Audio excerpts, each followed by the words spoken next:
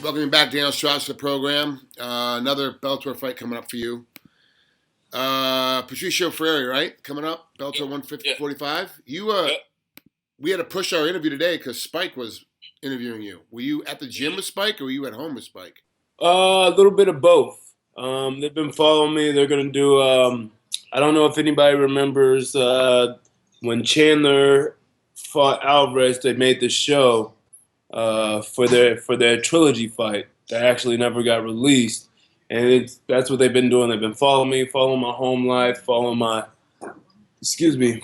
me in the gym, just giving thoughts about the fight, talking to my coaches and everybody else.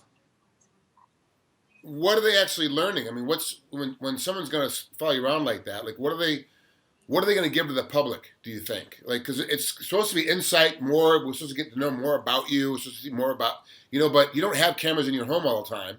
So when the cameras get there, you're kind of like, hey, babe, we got to clean the house and put the laundry away. And then, yes, ma'am, I would love some more tomato juice. Like it's not real because you're not used to the cameras being there. So For this one, I think what's going to be fun. Number one, with the cameras even being here, I've never been one to be. I've always tried to be a personal person. I've never really wanted to open up my life to not necessarily the fans, but just the whole base, because I've always felt an individuality.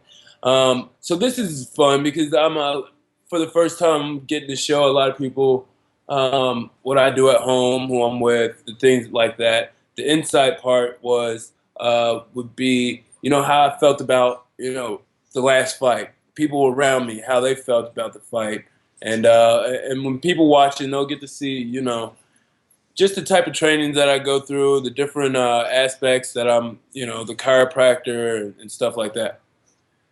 So, but it's still more fight stuff. Like, everybody knows the fighters go to the chiropractor. We all know that fighters train. We all know that the fighters are going to doctors and doing rehab and stuff. So really, that's kind of par for the course for everybody.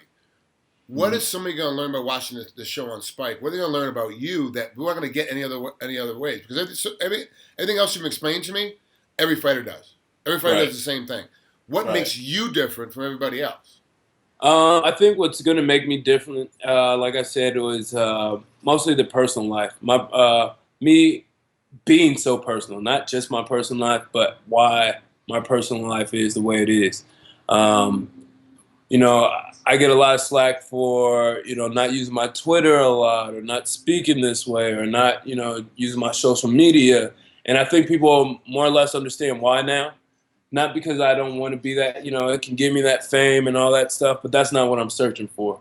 And I think as a fighter, and a fighter that's on that higher level, that separates me from a lot of the other guys. And I think watching this, you'll understand why. I like being myself, just, out of the public eye, out of, not so much out of people's mouths, other than when I'm fighting, So, but what are you searching for then? If you're not searching for fame, what are you searching for? For me, when I got into this sport, solely for the money.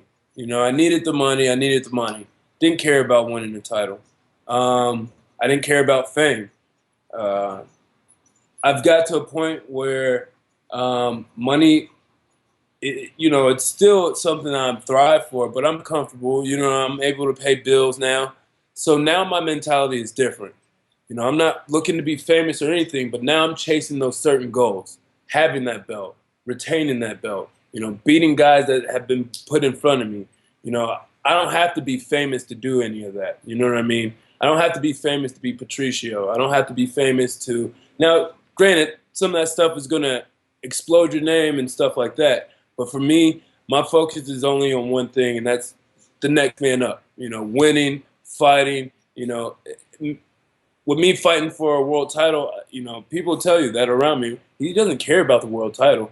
He cares, but his focus is on beating, Patricio. That world title is just an extra additive, or that world title is just, a bonus for him.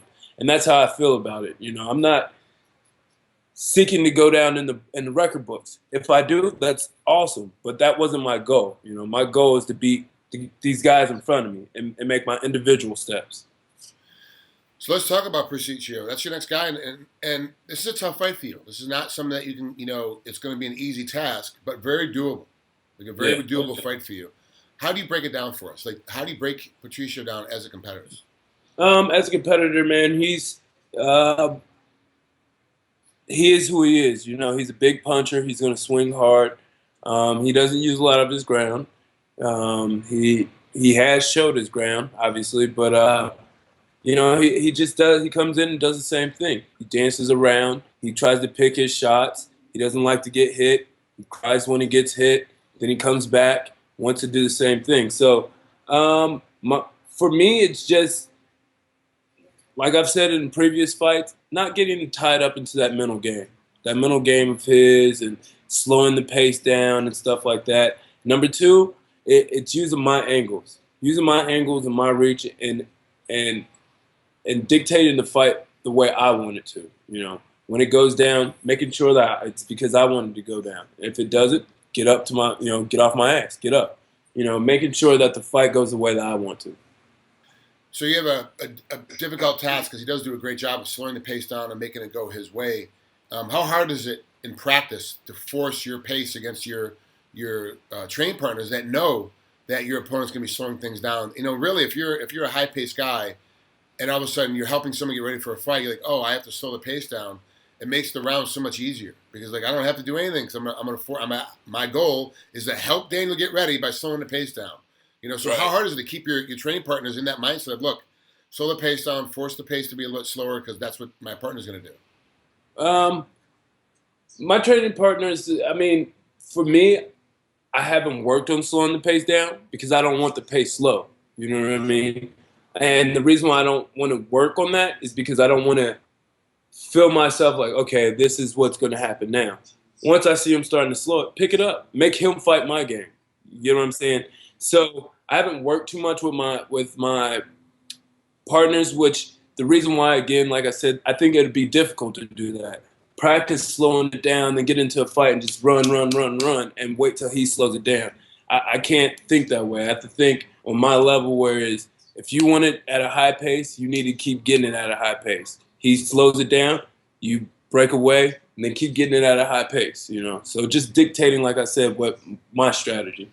That's smart. That's Daniel Straus getting ready to fight Patricio Freire. Come up here on Bellator 145, November 6th, St. Louis, Missouri. last question before I lay out of here. At the time of this interview, Rampage Jackson is still in a legal battle between the UFC and Bellator. Is he going to come back? Is he not? I asked the champion, Will Brooks, in an interview earlier today. He gave us his opinion on the Rampage situation.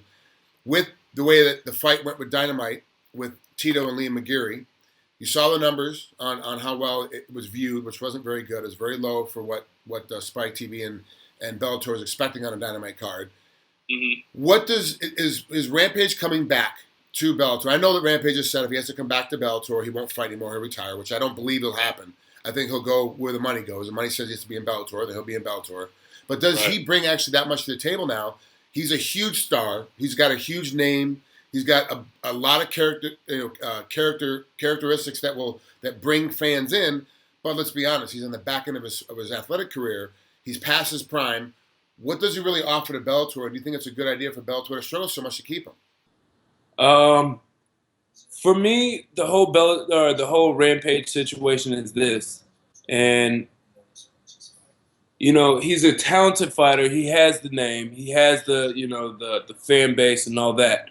But it's not helping us out if he doesn't want to be here. If he doesn't want to be a Bellator fighter, it doesn't do any good to bring him back and have him down talk the rest of the guys that are working hard or working hard for a company or whatsoever. So in my opinion, I don't think he'll come back because I don't think he'll win the case, but I don't think he'll come back either. Obviously I think he'll pursue other things. And again, more power to the guy. He wants to fight, whatever. But at this stage, you don't want somebody that that doesn't want to be there. Right. That makes sense. All right, thanks, Jenny. I appreciate you coming on here. Always a great time to talk to you. Sorry you've had such a long, hard media day. I know it's been a little tough for you, but thanks for coming on. We'll talk again soon. Thank you, brother. You got it, man. Take care.